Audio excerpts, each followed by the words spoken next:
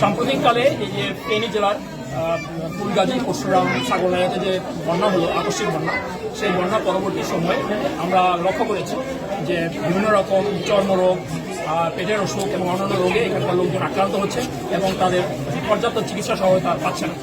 এই বিষয়টাকে বিবেচনায় রেখে আমাদের বর্ডার বাংলাদেশের মহাপরিচালক মহোদয়ের নির্দেশনা ক্রমে আমরা এখানে চিকিৎসা সহায়তা প্রদানের পরিকল্পনা গ্রহণ করেছি।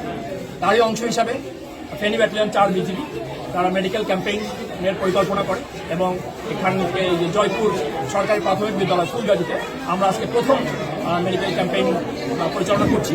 এই কার্যক্রম আপনারা ইতিমধ্যে দেখেছেন যে অনেক রুগী এখানে আছে।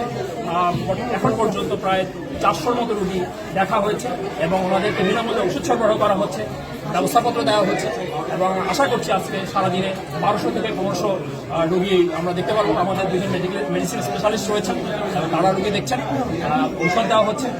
আর যদি এরপরেও কিছু কিছু রুগী আসছেন যাদের এই বন্যা দ্রুত কারণের রোগ না, বাট কিছু অনেক ডিজিজের বা অন্যান্য ডায়াবেটিস টাইপের রোগও আছে, তাদের ক্ষেত্রে আমরা আমাদের ব্যবস্থাপত্র দিচ্ছি এবং আমরা তাদেরকে সম্ভাব্য চিকিৎসার ব্যবস্থা করছি।